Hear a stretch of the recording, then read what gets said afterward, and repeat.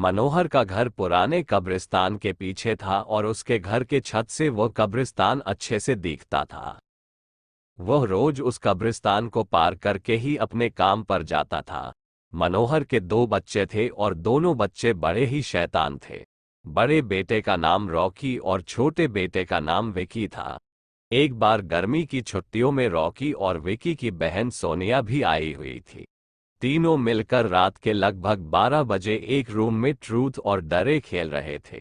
Rocky Sonia से पूछता है कि तुम ट्रूथ लोगी या डरे। सोनिया डरे लेती है और पूछी कि तुम लोग कुछ खतरनाक करने के लिए तो नहीं कहोगे ना। रॉकी, ये हुई ना बात, तो जाओ अब छत पर से घूम करके आओ और छत पर रखे गमले में से फूल तोड़कर लाना होगा, तभी हमें पता चलेगा कि तुम छत पर से आई हो। सोनिया, छत पर से तो कब्रिस्तान दिखता है। नहीं, मैं नहीं जाऊंगी। रॉकी और विकी दोनों सोनिया को छत पर जाने के लिए जबरदस्ती बोलते हैं। सोनिया छत पर जाती है और जैसे ही गमले में लगे फूल की तरफ बढ़ती है तभी उसकी नज़र कब्रिस्तान की ओर पड़ती है। कब्रिस्तान में एक बड़ा सा सूखा पेड़ होता है। वह देखती है कि उस पेड़ पर एक सर कटी हुई उल्टी लाश लटक रही होती है। सोनिया उसे देखती है और जोर से चिल्लाती हुई बेहोश हो जाती है। फिर जब सोनिया बहुत देर तक छत पर से नहीं लौटती है तो रॉकी और विकी दोनों डर जाते हैं और वह छत पर जा कर के देखते हैं तो पाते हैं कि सोनिया बेहोश पड़ी है। वो तुरंत मनोहर को बुलाते हैं और सारी बात बताते हैं। मनोहर, तुम तीनों को ऐसा खेल खेलने की जरूरत क्या थी? और रॉकी, तुम तो जानते हो उस कब्रिस्तान के बारे में कैसी कैसी खबरें आती है, फिर भी तुम सोनिया को रात में छत पर जाने के लिए क्यों भेजा? रॉकी, सॉरी डैड, मुझसे गलती हो गई, हम आगे से ऐसा नहीं करेंगे।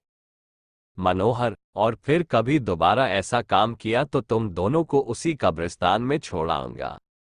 अच्छा सोनिया बेटी, ये बताओ तुमने वहां ऐसा क्या देख लिया था कि तुम वही बेहोश हो गई? सोनिया सहमी हुई हालत में मनोहर को सारी बात बताती है कि उसने क्या देखा। मनोहर ने उस कब्रिस्तान के बारे में ऐसी खबरें पहले भी सुनी हुई थी, इसलिए वह सोनिया को डांटता नहीं है और बच्चों को संभल कर रहने की सलाह देता है।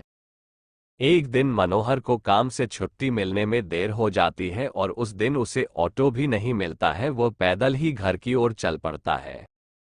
इधर विकी और रॉकी दोनों आपस में बात करते हैं। रॉकी, विकी, तुम्हें क्या लगता है सोनिया ने जो कहा वो सच है? मुझे तो लगता है कि वो सिर्फ बातें बना रही है, वो उसका भ्रम होगा। विकी, अरे नहीं भाई, तुमने उसकी हालत देखी नहीं, एक दिन भी और यहाँ रुकने को तैयार नहीं हुई। मुझे लगता है कि उसने सच में कुछ देखा होगा। रॉकी, चलो हम कब्रिस्तान में जाकर खुद ही देख लेते हैं। विकी, अरे भाई, तुम पागल तो नहीं हो गए हो? मुझे अपनी जान बहुत प्यारी है, मैं कहीं नहीं जाऊंगा और तुम भी मत जाओ। विकी के मना करने के बावजूद रॉकी नहीं मानता है और वह अकेले ही कब्रिस्तान की ओर चल देता है। कब्रिस्तान का दरवाजा खोलता है और अंदर चला जाता है। वह उस पेड़ की ओर भी देखता है जिस पर सोनिया को सर कटी हुई उल्टी लाश दिखी थी। रॉकी खड़े होकर उस पेड़ की ओर देखता है, तभी एक अदृश्य हाथ उसके पैरों को पकड़ लेता है। रॉकी डर जाता है और जोरों से चिल्लाने लगता है, बचाओ, बचाओ, छोड़ दो मुझे, मुझसे गलती हो गई, मैं फिर कभी यहाँ दोबारा नहीं आऊंगा। दूसरे कोने पर एक कब्र होती है जो कि खुली हुई होती है, उसके ऊपर खून लगा हुआ होता है। वह अदृश्य हाथ रॉकी को खींचकर लाते हैं और उस कब्र में धकेलने की कोशिश करने लगते हैं। रॉकी चिल्लाता है, छोड़ दो, मुझसे गलती हो गई, मैं फिर यहाँ कभी नहीं आऊंगा, मुझे मत मारो, मुझे जाने दो। मनोहर काम से पैदल घर पहुंचने वाला ही होता है। जैसे ही वो कब्रिस्तान से गुजरता है उसे रॉकी की आवाज सुनाई देती है। मनोहर, ये क्या? ये तो रॉकी की आवाज लगती है, ये तो कब्रिस्तान से आ रही है, मुझे जा कर के देखना चाहिए। मनोहर कब्रिस्तान में चारों ओर देखता है लेकिन रॉकी कहीं नहीं दिखाई देता है। वह घर लौटकर आ जाता है और विकी से पूछता है कि रॉकी कहाँ है। विकी, पापा, मेरे बार बार मना करने के बावजूद भी रॉकी कब्रिस्तान में चला गया। वो जानना चाहता था कि सोनिया जो कह रही थी वो सच है या नहीं। मनोहर, हमारे पास समय बिल्कुल भी नहीं है, जाओ घर के मंदिर में शंख में जो जल रखा है वो जल्दी से लेकर आओ, हमें रॉकी को खोजने कब्रिस्तान जाना पड़ेगा।